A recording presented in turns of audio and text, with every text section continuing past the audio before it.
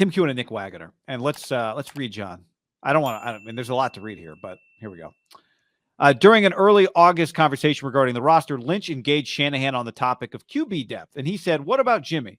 If he could agree to a significant salary cut, it would work for all sides. Shanahan scoffed at the idea, not because he didn't like it, but because he didn't think Garoppolo would agree to both a pay cut and a backup role.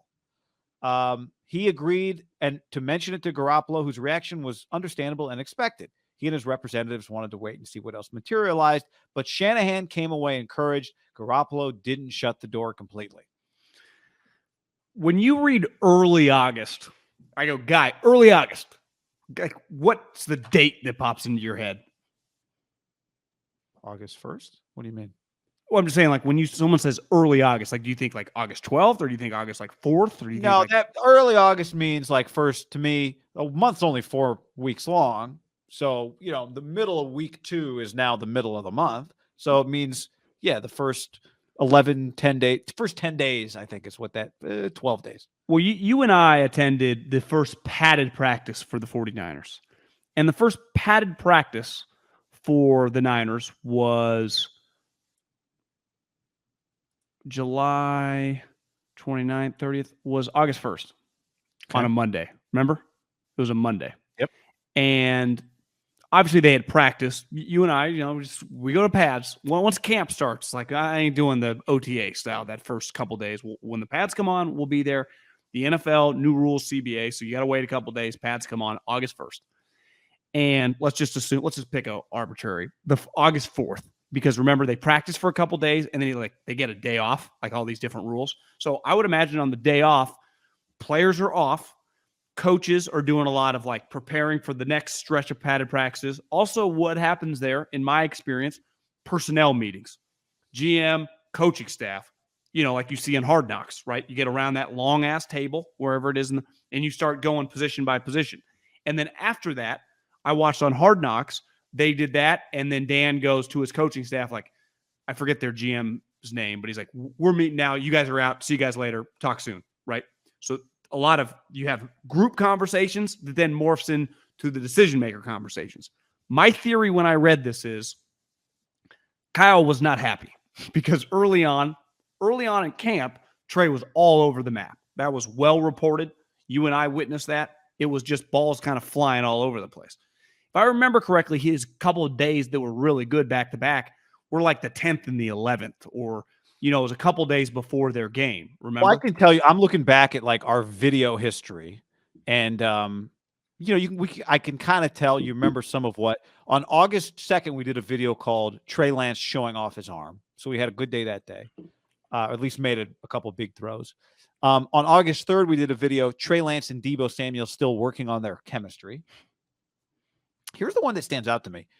On August 5th, we did a video called Keep Jimmy Garoppolo Away from the Rams. Remember there was some news. Elbow. Yeah. And I wonder if maybe, around that time there was some conversation like, Kyle, what if we could keep him from going to the Rams? What would we be willing to do? Would we want him as a backup if it meant he doesn't go to the Rams? Because him on the Browns or him on the Texans, who cares? That's a legitimate conversation, and we had it, and it makes sense. And I'm sure they were having that conversation consistently, as it was well documented by people talking about the league. August 9th, we did a video called Trey Lance's Good Day at Niners Camp. Yeah, and I remember that was an explosive good day, like the best day that he had over an 8-day stretch that you and I had attended. It actually wasn't 8 practices because they got a couple days off, but 5 or 6 practices. My theory is pretty simple. Is that early on with him throwing it all over the map in pads, Kyle's edgy. You know why? Head coaches are just naturally edgy, and it's his offense. And John, who has influenced this pick, and rightfully so, I support the influence of the pick, wants his coach to feel better. So he's coming to him for quarterback depth. Why is they talking about quarterback depth? You could say, well, it's because Sudfeld and Brock are his backups. And I'd say, well, look around the league. I mean, Sudfeld is a backup right now. Like, that's what are you going to do? Like, you're going to call one of the McCowns, 43, coaching high school football in Georgia? Like, what are your options? Is it him trying to like, hey, Kyle, if this doesn't work out, why don't we try to convince this guy to be our backup? And Kyle at first pissed off just in general, not necessarily at Jimmy or just the situation that Trey might not be ready. Goes, this is never going to work. He'll never sleeps on it, realize, well, it's worth a shot. And then they attack it. Because this was something that felt like when it happened, when the story broke that Jimmy had resigned, that it kind of come out of nowhere. And clearly one thing we have learned, I remember, I think we talked about it. I read the Albert Breer piece when Jimmy said that we had these conversations middle of camp or early in camp. I think he was talking about this date whenever they had broached it with him, which was probably somewhere between the 5th and the 10th, which is, almost a month before the final cut down and the announcement that Jimmy has resigned.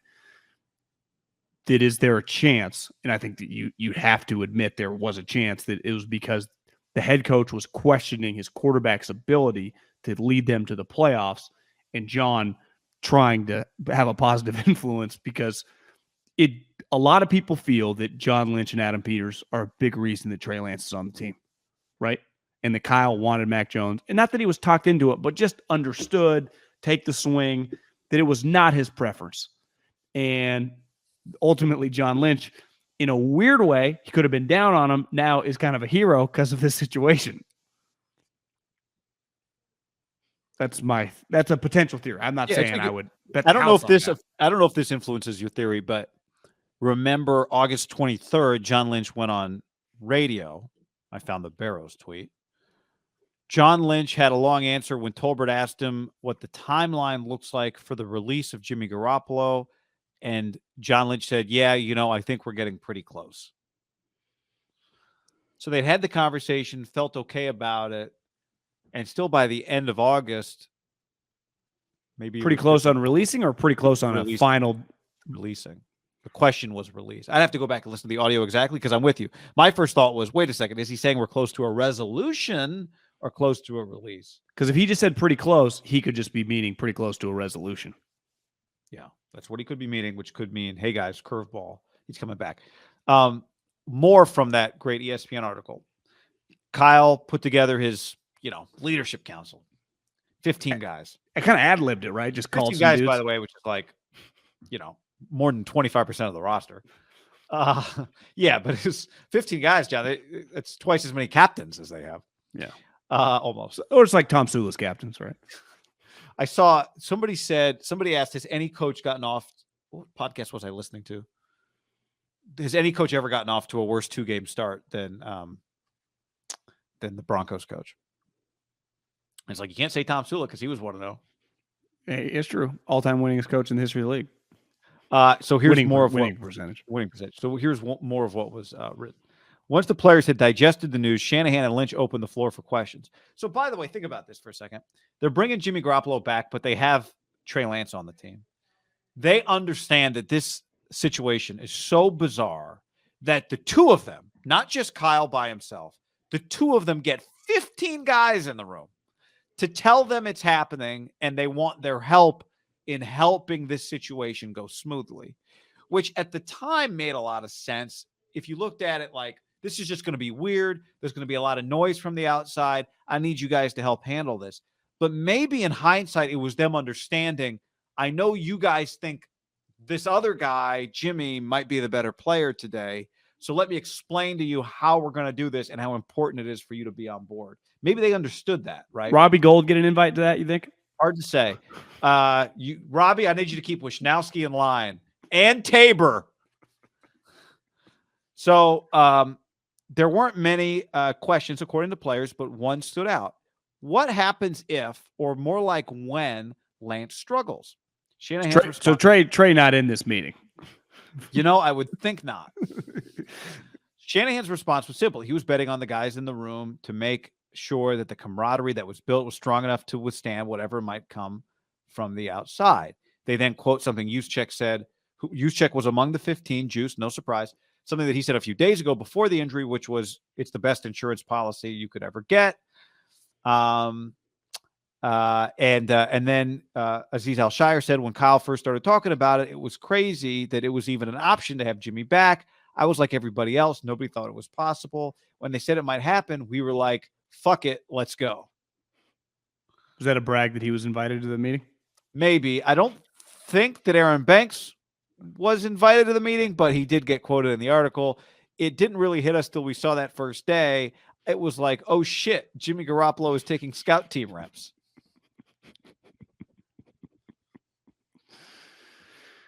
Yeah, I mean, 49ers daddy on the stream. Interesting comment. Says, loved how the Niners leadership handled this. Leaking reports the night of Trey's injury. Tyler says, pretty shady not having Trey. Well, I think he's referring to the Silver report. Pretty shady not having Trey there. I don't know what Trey is thinking with all the players and coaches talking about him behind his back. Well, here's the thing, and this gets back to the scenario is they traded a lot for him. We all know that. But the hay's in the barn. The trade was made. Like, ultimately, this is not a total, like, can you be worried and just consumed with feelings 24/7, 365?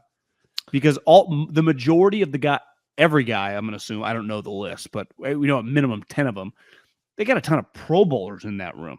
So, like, Trey's not, like, on Eric Armstead, on Nick Bosa, on Trent Williams, on Deebo Samuel, on Kyle Juszczyk's level, on Fred Warner, on Jimmy Ward. I mean, these guys have been starting in the league and making plays in playoff games, on the road in December, in must-win games.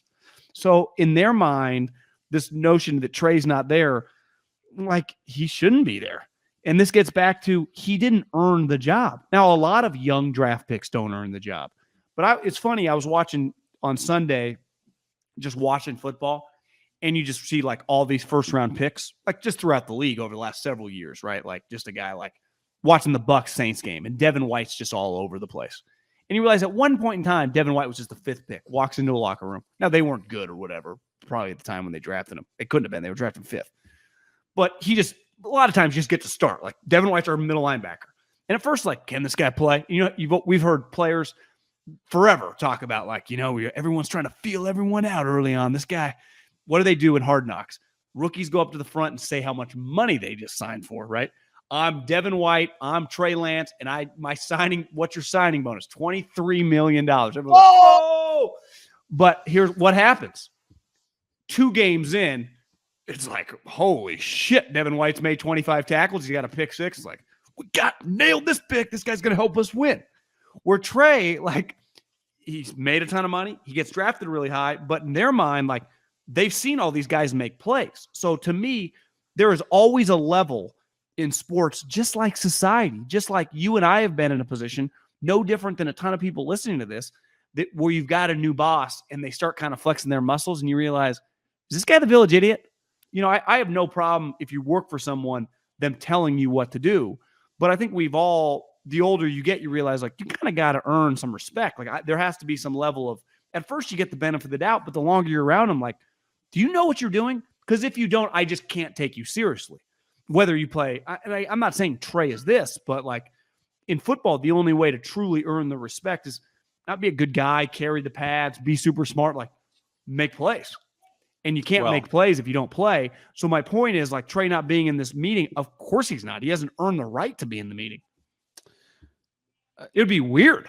What's weird is he was 8th in the voting of captains, but not among the 15 that got into the meeting. But I agree with you. Could they be lying about that? I'm not. They could be. I also think it's a locker room filled with good guys who understand voting for the quarterback is just kind of what you do. Like, seriously, I think that's. You think a lot of if you and I were NFL players and we just had one of those careers where we played in, like, 7 teams, there have been a lot of votes like, bro, you just got to do it, man. Yeah, it's like, check. It's like, Russell? I mean, you don't want the guy to turn out to be good, and then they're like, Middlekoff didn't vote for you for captain. What is it like? Was there a chance that Broncos, like, Bradley Chubb looks at Justin Simmons like, bro, do I really got to check this guy? Like, I mean, he's our quarterback, but he's like, I got to give him a C. It's got to happen in some teams, right? 100%. Yeah. I think that this article, the meeting, is partly evidence of what you said, that they understood that it was not going to be smooth, right? Because if Kyle Shanahan thought, Garoppolo was signed. In the piece that you just showed, the original part, I think it says that they wanted their opinions, but the decision had already been made. I cut that part out, but yes, it was not about asking their opinions necessarily. It was about telling them and then talking about, here's what I need from you guys. Here's how we're going to handle it. Jimmy got signed on like the 2nd or 3rd last day of August, right? So it was really it was going to be about 2 weeks, less than 2 weeks, I think, until they played a game on September 11th. So between the signing and Trey debuts as the starting quarterback, they were going to have to survive 2 weeks in which they weren't at practice every day, open to the media. They really weren't going to have to be answering questions, right? It'd be one thing if that had happened February 7th and everyone understood this whole offseason we're going to have to navigate this. But they really only had to get to week 1 before Trey Lance would be able to step on the field and show everybody he was better than Jimmy Garoppolo. But I think part of this meeting is understanding that it's not going to be obvious week 1 that Trey Lance is better than Jimmy Garoppolo, right? Kyle didn't have this meeting so that everybody could lock arms for 2 weeks. He understood this is going to be a long season, and it's going to be a long run that we're going to be in this together. If it was only going to be 2 weeks because everybody in the room understood Trey had beaten Jimmy out and that's why Jimmy was gone, it wasn't going to matter. I'd be like, guys, in 2 weeks, the world will see what we all know, which is that Trey is better than Jimmy right now today. By the way, the standard isn't, nobody thought, you and I included, that he had to be. You're replacing Tom Brady or Rodgers here. Yeah, well, that too. But I think we all understood there were going to be growing pains. So that's not some revelation. But I think that meeting is evidence that they understood that they had players in their locker room that would be confused by how to handle it. It's easier to handle if you cut bait, the other guy's not around, and we just all move on. But then that's not what they did. Would you say a defensive player would have been more likely to ask the question than an offensive player? Like Kittle or Debo? Like, wouldn't it be Fred Warner, Jimmy Ward? Yeah, I do think, there's a lot of guys that play both sides of the ball. But yes, defenses tend to be, this is the Richard Sherman thing, right? Like, did it start because they hated Russell, or did it start because Pete refused to criticize Russell and the defense thought they were getting a disproportionate amount of the criticism when they lost? Well, because it would make sense if I'm Jimmy Ward or Fred Warner or Eric Armstead, like, okay, Kyle, what happens when he struggles? And we're playing well on this side, and we are a good team. Like, we might be like, what if we are down with making the switch? I mean, that would be a legitimate conversation. I would have, like, what if? Yeah, I think the answer is one thing you just reminded me, something Sherman said was like, hey, it's not Jimmy against Trey. Like, they're on the same team, right? If this was any other position, none of these debates would happen. It'd be like, well, yeah, we need more than one of you. So that would be probably Kyle's answer is, guys, this is a team. Like, I need you guys because it's not going to be easy. But in the long run, this will be worth it. And they're like, well, cool. In the long run, when I'm gone? No, but you're right. But that's not the way it works at quarterback, right? It's not. No. Ever. Clearly, no one thought when they re-signed him that they didn't put like thought into all the dynamics. I think we all just thought like this is a huge risk. Even finding out they did, like, of course you're going to ask and talk about this. I would imagine they talked about it ad nauseum, and there was a huge element of luck that this played itself out. But like, I do wonder if in that room people already thought, like, if people questioned how ready he was to help them win, because that group of guys, I mean, we know it's easy to know right off the top of your head, 10 of them, like, lock. I mean, there might be a couple like, is Travarius invited? Like, Armstead, Fred Warner, Jimmy Ward, George Kittle, Kyle Juszczyk, Trent Williams, Deebo Samuel. I would guess Brandon Ayuk's also in the room, but he's become buddy-buddy, so who knows? Maybe he's not in the room. But ultimately, Trey found out after that meeting, so I don't know. I think you just named 9 guys. I would say a man. Yeah, one. I mean, Greenlaw just got an extension. Wouldn't totally shock you. Bosa, I didn't name Bosa. He'd be in the room. So he'd be like, yeah, just do whatever. I'll just make taking a nap on a beanbag. Okay, that's 11. And then there would be some just probably. Lynch? Yeah, it feels like Kyle likes him. I can see Robbie just out of like, yeah, I got nothing to do, guys. I'll be there. Yeah, you need an extra. I'll stand. Not enough chairs. I'll just be in the back. He's one of those guys like, hey, man, we only got 12 chairs. Like, I'm good, man. I'll stay in the back. Trent's like in the front and center on the big chair. Everyone like moves out of the way for he can sit. But regardless, like, obviously they put a lot of thought into this, but you put a lot of thought into this because they knew like they needed this guy. Like, you can convince, it's easy to say that it was just great value, right? Like, why did it be like if I just, hey, MIDDLEKAUFF just bought a third condo. Why did he do it? Well, shit, it was In Malibu, guy, I got it for 200 grand. Just the value, right? You hear that in a lot of just walks of life. It was just great value. Like, why'd you buy? Why do you drive in the new Mercedes? Well, this dude just drove it off the lot. It was used 7,000 miles, $80,000 car. I got it for 38. We all ended up with shitty clothes because it was on sale too. 100%. Like, I mean, there's a million things. You could use any different industry that we purchase for that. I would say this feels like, of course, in a vacuum, great value. Jimmy Garoppolo, $6.5 million, no brainer, right? If you gave everyone the which I agree with, no one disputes. Okay, but there's of the pie of just the value. I think we all have to acknowledge there was a lot going in there of like, we need a contingency plan, insurance plan, and an injury factor. I mean, this guy hadn't proved he could stay healthy from a running standpoint. I think there's just a lot of parts of the pie that are more than just Jimmy of the pie. Why is Jimmy on this team? The $6.5 million plays a part, but I wonder if it's like under 50%. All the conversations just John, Kyle, maybe even like Fred Warner, Armstead, and Kittle are having. Yeah, that was part of the meeting too. Now he's going to be making less than Trey, right? That was part of the meeting. But that goes back to like the Belichick line of thinking that a lot of people copy. But I do. What I keep going back to, my ultimate takeaway from that meeting was they had the meeting not because the media and the fans were going to make it difficult on them, but because Kyle understood that there were differing opinions in his locker room would wonder whether it's just natural. There's a bunch of guys. Some of them think one quarterback actually might give them a better chance, and Kyle knew that. Yeah. Which honestly, that's not me restating starting Trey was the wrong decision. It's too bad, if they don't play that week 1 game in the rain, I'd have a lot easier time with it, understanding just where things were with Trey. But what has happened has happened. Who the hell knows? Jimmy could get hurt this week, John.